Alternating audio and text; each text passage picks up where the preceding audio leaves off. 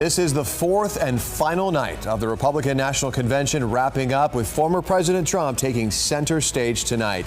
He has officially accepted the nomination from the Republican Party. We unite this evening more determined than ever. I am more determined than ever, and so are you. So is everybody in this room. And thank you for joining us at 10. I'm Ty Steele. And I'm Andrea Flores. KCRA 3's Edie Lambert has been in Milwaukee all week long covering the convention. So, Edie, we know this is the last night. What is the mood right now as folks make their way out of the event center? Just absolutely excited. They are energized. They feel like they have all the momentum right now. I can tell you that. And also, I would say pretty emotional. We saw delegates who were in tears leading up to former President Trump's speech tonight. And if you think about it, it's been a really extraordinary week with that assassination attempt over the weekend. Just 5 nights later, he is here at the Republican National Convention, taking the floor, taking the stage, and accepting the nomination for the 3rd time from his party. We were with the California delegation, and here's what that finale looked like from the floor as they were feeling that excitement.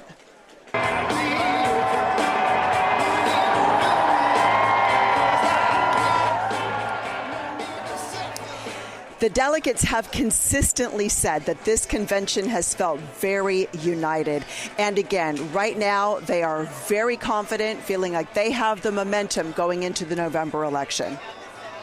High taxes, high food prices, high gas prices, an open border, a rise in crime, and the lack of accountability. All of those things he spoke about tonight, and I think he was very impressive. And he talked about the incident, and he honored the firefighter that died attending the rally, along with the 2 victims. It was everything we needed. He hit on all the policy points. And for 79 years old, he just talked for 2 hours. God bless Donald Trump and God bless America. And for more on this 4th and final night of the Republican National Convention, here's Alice Barr. Tonight, a convention crescendo as former President Trump officially accepts his party's nomination. I proudly accept your nomination for President of the United States. Addressing passionate supporters for the first time since the attempted assassination against him just 5 days ago. I raised my right arm, looked at the thousands and thousands of people that were breathlessly waiting, and started shouting, "Fight, fight, fight." The former president pressing for unity in a speech rewritten after the attempt on his life. We rise together or we fall apart. I am running to be president for all of America, not half of America. Former First Lady Melania Trump making a rare appearance. The Trump family sitting alongside new vice presidential nominee Ohio Senator J.D. Vance. The former president's son Eric sharing a personal view.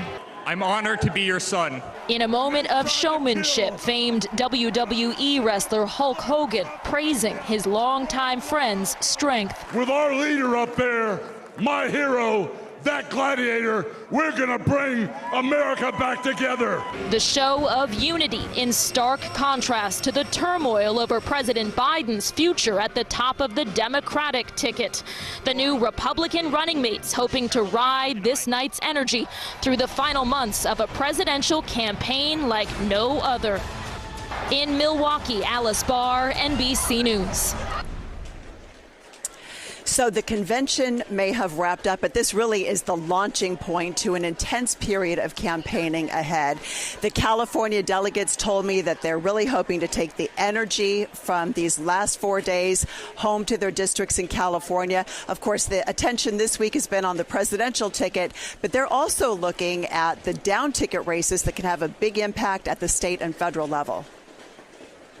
what's next? How do you harness all of this energy and excitement and take it on the campaign trail in California? Well, we know what our job is in California. Once we finish up tonight, we turn into the machine that is going to make sure President Trump has a Republican majority in the House of Representatives to enact his common sense agenda. We have to protect the 6 seats, the 5 that we've picked up over the last 2 cycles, and we're going to go on the offense in 3 more. So to have Donald Trump at the top of the ticket again, we have an example of where we were 4 years ago and where we are now, and Californians are much better off under Donald Trump. Well, we are all in on our assembly races, our congressional races, and no matter who the Democrats put up for president, we're going to be dealing with the issues, and that's where we're going to win. So the Trump-Vance ticket is hitting the road right away. They're already planning a campaign rally in Michigan on Saturday, and of course that is just 1 week after the assassination attempt. As for the Democrats, they are holding their convention next month, just 100 miles from here in Chicago, but as I think you can imagine, it's going to be a million miles different from what we saw here in Milwaukee. Back to you. Absolutely. So much can happen in such a short amount of time, too, between now and then. So, yeah, already thinking ahead, Edie. So we know that you've covered Trump's first convention speech back in 2016. This is now many years later. How did this one compare to that one in 2016? Well, I'll tell you, they were both very long. Back in 2016, it was an hour and 15 minutes. Tonight's actually is the longest acceptance speech in history for a presidential candidate at 1 hour and 33 minutes. That's according to the American Presidency Project. But in terms of tone, it was strikingly different. This one felt more personal. It felt softer. There was obviously much more of a message, I would say, of unity. And although former President Trump certainly talked about, criticisms he had of the current administration, in 2016, he painted a very dark picture.